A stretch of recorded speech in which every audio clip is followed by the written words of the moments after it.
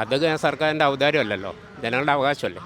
അതായത് മൊത്തം കറപ്ഷൻ അങ്ങനെ പല കാര്യങ്ങളുണ്ടല്ലോ ഇവിടെ. എന്തുകൊണ്ട് എന്താ വികസനം എന്ന് പറയാനുള്ളത് എന്താണുള്ളത്? നമ്മുടെ ഇലക്ഷൻ്റെ റിസൾട്ട് വരികയാണ്. അപ്പോൾ ഒരു ഭരണമാറ്റം ഉണ്ടാവും. ഭരണമാറ്റം ഉണ്ടാവും.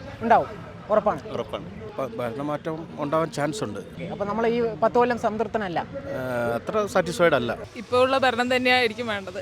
പിണറായി വിജയൻ തന്നെ വേണം. പിണറായി വിജയൻ തന്നെ വേണം. എന്തുകൊണ്ടാണ് അങ്ങനെ പറയാനുള്ള കാരണം?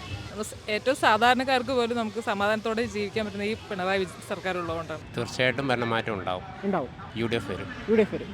എന്തുകൊണ്ടാണ് അങ്ങനെ പറയാനുള്ള കാരണം? 10 വർഷത്തെ പിണറായി വിജയൻ സർക്കാരിൻ്റെ വികസനം തന്നെ, അതുകൊണ്ടാണ് ഇവർ വരുന്നത്. അപ്പോൾ നമ്മൾ സംതൃപ്തനല്ല 10 വർഷത്തിൽ. അല്ല, ഒട്ടുമല്ല, ആരുമല്ല. ഇവിടെ ജനങ്ങൾക്ക് എന്ത് ക്ഷേമമാണ് ഈ 10 വർഷം കൊണ്ട് ഉണ്ടാക്കിയതെന്ന് പറയണം. അതുകൊണ്ടാണ് കറണ്ട് കട്ടാണോ, അതോ ഇനി വേറെ വിലക്കയറ്റമാണോ, അതോ ഗ്യാസിൻ്റെ വിലവർധനമാണോ, എന്താണെന്ന് വെച്ചാൽ അത് പറയണം. പിന്നെ പെൻഷൻ കൊടുത്തു എന്ന് പറയും, അത് ഇലക്ഷൻ്റെ തലേ ദിവസം. അതൊക്കെ സർക്കാരിൻ്റെ ഔദാര്യമല്ലല്ലോ, ജനങ്ങളുടെ അവകാശമല്ലേ.